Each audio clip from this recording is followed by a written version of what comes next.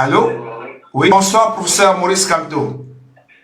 Bonsoir, monsieur. Je suis monsieur Narcisse Mbarga, l'un des meilleurs blogueurs de la toile. Il se pose un problème ici, que le PayPal qui a été lancé, j'avais tiré la sonnette d'alarme, qu'il était enregistré au nom d'une association, et qu'au moment de retirer cet argent, il allait être difficile, voire impossible de retirer cet argent. Et là, je suis en direct avec des milliers de personnes. On voudrait savoir de quoi il retourne. En passant, j'avais cotisé, donc en tant que tel, j'avais aussi le droit de demander les explications à la personne indiquée. Moi, je ne ferai pas de compte PayPal ou quoi que ce soit. Je vais lancer une initiative.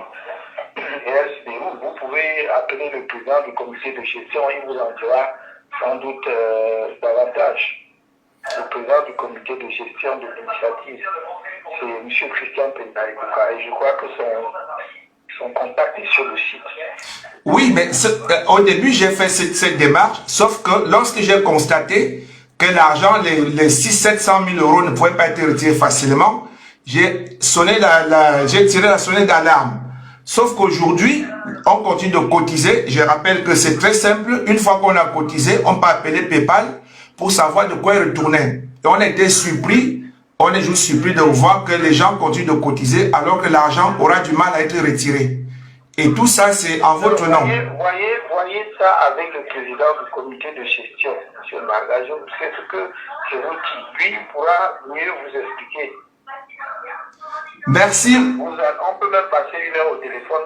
Je ne pourrais pas vous en dire davantage. Parce que ça, ce sont des questions techniques que je suis. Donc, je crois que ce serait mieux d'essayer de le contacter. Alors, comme vous êtes en ligne, cher professeur, je profite pour vous poser une question tout à fait sociale. En passant, je suis l'une des personnes qui vous critique le plus sur la toile. Et ça tombe bien que je vous pose cette question. Est-ce que vous pouvez comprendre aussi le malaise aujourd'hui du peuple Ekam? Parce que tous ceux qui agissent ici en France, que ce soit de la base de MRC, le font au nom de Maurice Kamto. Et qu'aujourd'hui, vous le savez très bien, depuis au lendemain des élections présidentielles, il y a des tensions interethniques, notamment entre les Ekans et les Bamileke. Nous nous attendions à chaque fois que vous prononciez là-dessus, soit pour rassurer, soit pour nous dire, soit pour dire aux autres qui parlent, je le rappelle en votre nom, que ça attise les tensions. Qu'est-ce que vous pouvez dire ce soir? Mais je suis très à l'aise pour vous répondre. D'abord parce que je n'ai pas cette lecture-là du Cameroun. Je travaille pour une nation qui s'appelle le Cameroun. Et quand, dans tous mes discours, je dis que j'aime les Camerounais, je ne fais pas de la politique là-dessus, je le dis sincèrement. Et je les aime sans exclusive. Je sais pas ce qu'on appelle les Ekans et les Bamileke. Chacun est né quelque part, c'est évident. C'est le pur hasard. Moi, j'aurais pu naître au fin fond du sud, comme à l'extrême nord. Je suis né par le plus pur des hasards à l'ouest. Mais ça n'a jamais été un problème pour moi. Maintenant, quant à démentir ou prendre des positions par rapport à ce que les uns et les autres disent, convenez avec moi, M. Marga, que je ne peux pas chaque jour faire un nouveau communiqué. Regardez, moi, je sais les attaques dont je suis l'objet de vous ou d'autres, mais je me sens pas particulièrement interpellé par cela, parce que ce n'est pas mon registre. Donc, regardez, depuis au moins 2018, ceux qui ont fait monter les tensions entre les Camerounais, on les connaît. Et moi, je ne vais pas aller dans les détails. Certains d'entre eux, ce sont des jeunes que j'ai accompagnés à des niveaux que vous ne pouvez même pas soupçonner. Ce n'est pas parce que je ne parle pas beaucoup qu'il ne se passe pas des choses. Si je voulais maintenant prendre mes relations familiales, vous ne savez pas les ramifications qu'il y a dans ma propre famille par rapport à ce que vous dites d'appeler les écrans, M. Baga.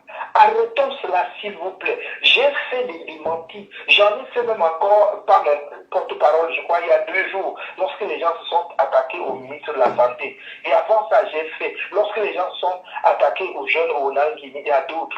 Je ne vais pas passer chaque jour à le faire. Maintenant, il faut que ceux qui sont dans le discours haineux, de quelque côté qu'ils se trouvent, sachent qu'ils n'auront jamais mon soutien.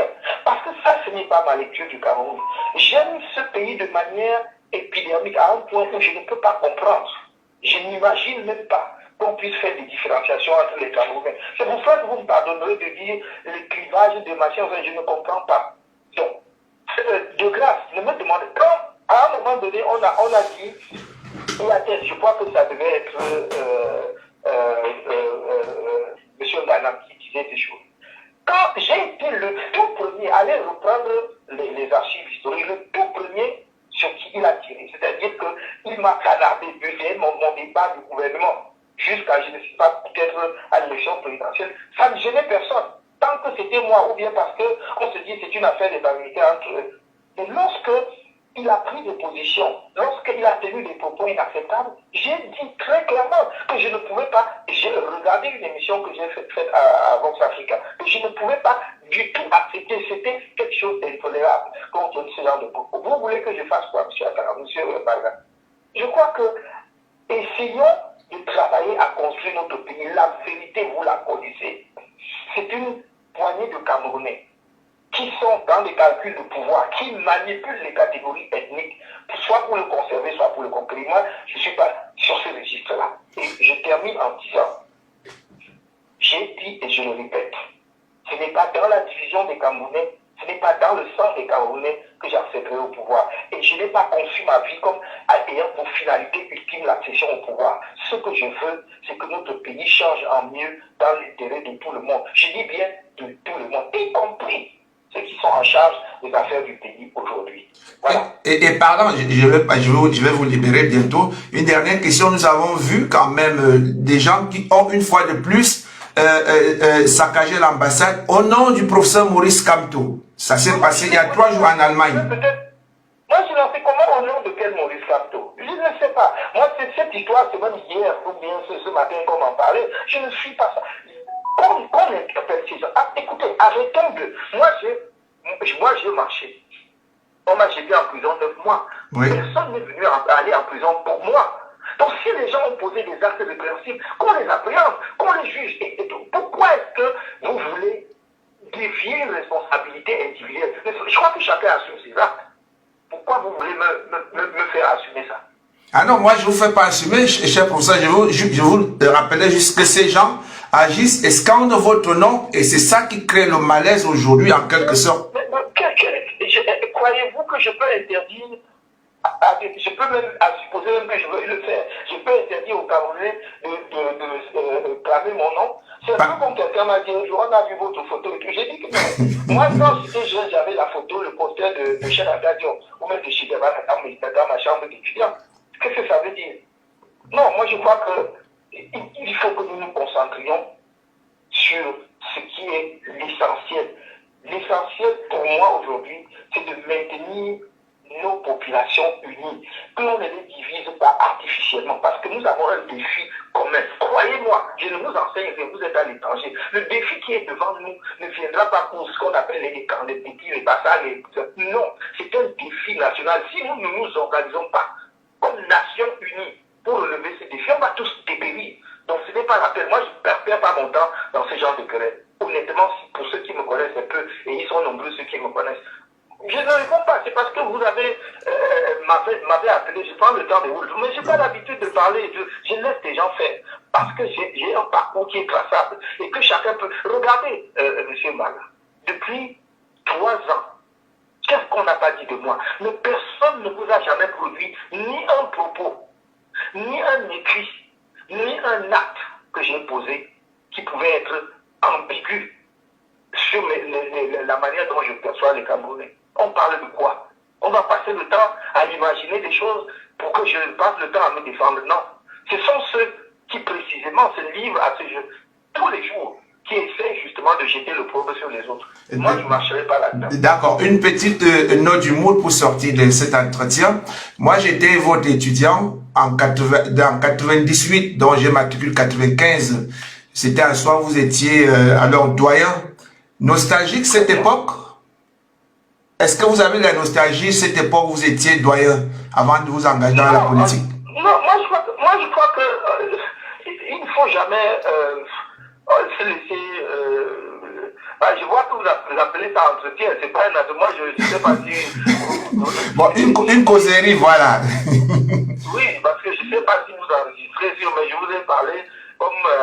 Ah non, non, je suis en direct, je vous ai dit que j'étais en direct en fait, donc des milliers de personnes vous écoutent. Non, moi, je n'ai pas su que j'étais en direct, j'ai vu que vous m'appeliez pour vous enquérir de la situation, vous ne me l'avez pas dit, mais c'est pas grave, moi je vous parle en privé comme je vous parlerai en public. D'accord, ouais. Je vous ai parlé comme si on était à deux. Donc, tout à fait. Je ne suis pas en train de clicher, voilà, donc je vous ai parlé très sincèrement. Là, je n'ai pas un peu nostalgique, chacun fait, et je crois que ce qui est fondamental, c'est que chacun, lorsqu'il est en charge d'une responsabilité, à un moment donné, doit donner le meilleur de lui-même. Et je crois que pendant les 6 ans où j'ai été croyant à soi, j'ai donné le meilleur de moi-même. Je ne vais pas aller dans les détails, ceux qui me connaissent savent que je rentrais de soi avec ma voiture de service, c'était une fourgonnette que les boulangers utilisent pour livrer le pain, c'était une Renault machin. Ouais, je me souviens. Et je ne rentrais jamais avant 1h du matin.